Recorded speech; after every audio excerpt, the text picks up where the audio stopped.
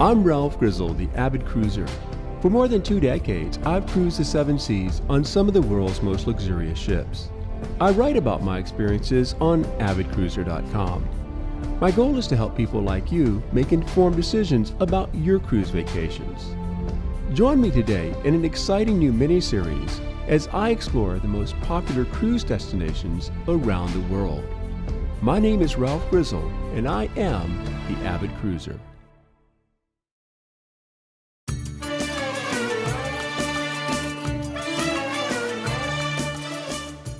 For more than 2,000 years, Istanbul has been one of the world's most important cities. It's been successfully the capital of the Eastern Roman Empire and also the Ottoman Empire. Now, nowhere is that more apparent than right here where I'm standing. Behind me, a symbol of Islam, the Blue Mosque, and in front of me, a symbol of Christianity, the Hagia Sophia. Let's go check out this fascinating city that separates Europe from Asia.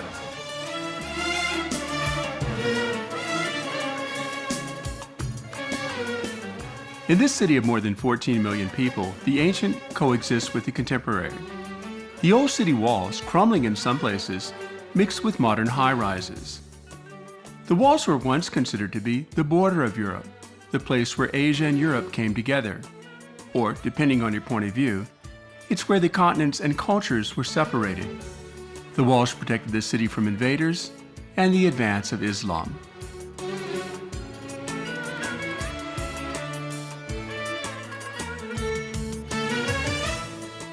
Istanbul is a big and busy city that both challenged and delighted me. Getting around wasn't easy because of the congestion, both cars and people. The culture was strikingly different from anything else that I had encountered in Europe, and though a friend of mine described Istanbul Turks as being Muslim-light, make no mistake that this is a predominantly Muslim country.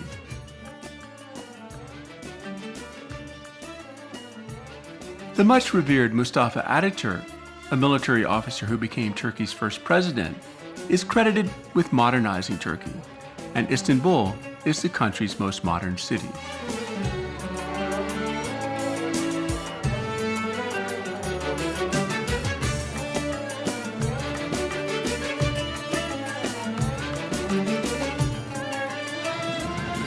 This is a great way to spend 90 minutes or so in Istanbul, and that is cruising the Bosphorus on a private yacht.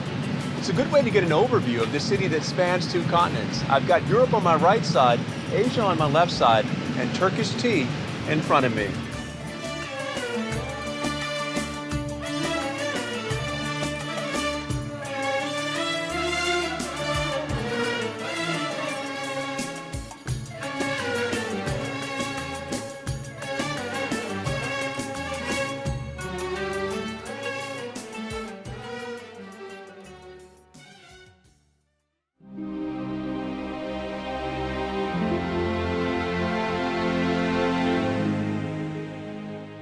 The Sultan Ahmed Mosque is also known as the Blue Mosque.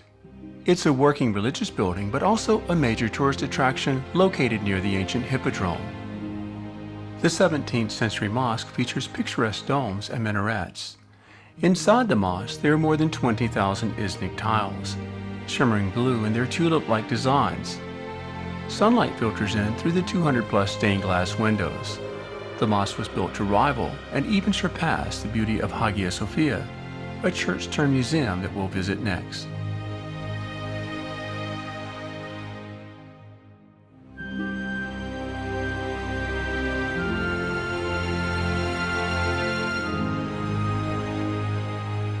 Hagia Sophia was originally built by Constantine the Great and later rebuilt by Emperor Justinian to be the flagship church of the new Ottoman Empire. Constructed more than 1,500 years ago, Hagia Sophia is a former Greek Orthodox church and was later an imperial mosque, and today it's a museum. It was the world's largest cathedral until the 1500s, when Spain's Sevilla Cathedral surpassed it in size. Hagia Sophia is a lot like Istanbul itself, a place where Western and Eastern ideals can peacefully coexist.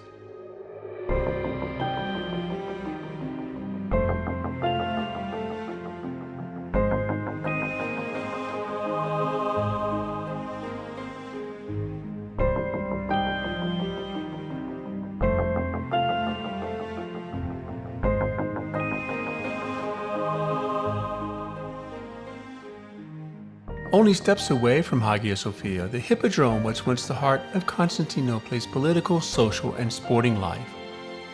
I admired the snake column.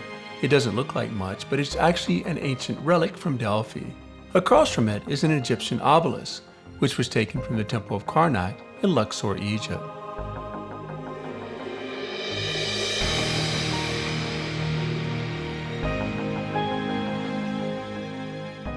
Still surrounded by its defensive walls, Topkapi Palace was home to a succession of Ottoman sultans who resided here for nearly 400 years. Today the palace is a museum and a UNESCO World Heritage Site. The biggest attractions here are the treasury, which holds the famed Topkapi diamond immortalized by James Bond, the Prophet Muhammad's cloak and sword, and the harem. During the reign of the sultans, only the sultan himself could step inside the harem. The expansive series of rooms was home to the sultan's mother, his concubines, and the wives of the sultan. Construction of Topkapi Palace began in the 1400s, and at its peak, more than 4,000 people resided here.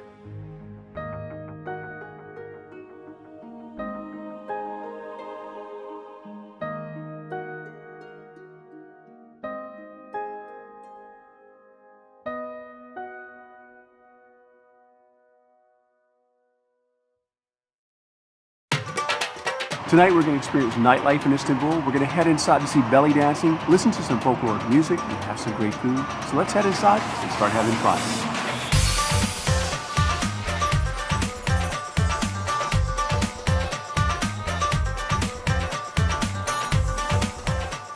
This was a fun way to spend an evening in Istanbul with good food, good drink, and a whole lot of shaking going on.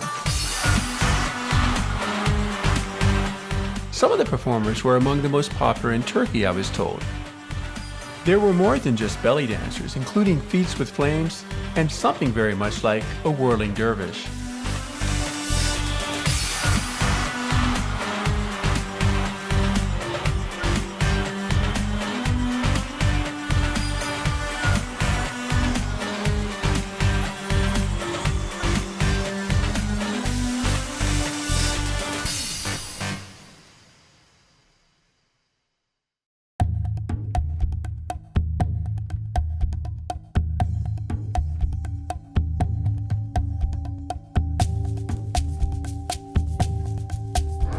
Sometimes it's busy, sometimes it's really busy.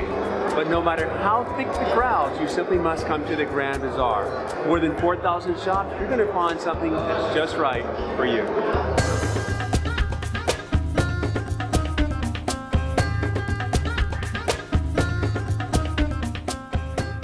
Even if you're not a shopper, you'll certainly want to see the Grand Bazaar.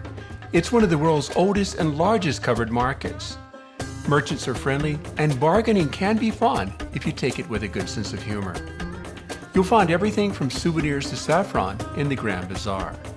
Speaking of saffron, I made my way to the Spice Bazaar, where I found all sorts of herbs and spices, and the ever-popular Turkish delight.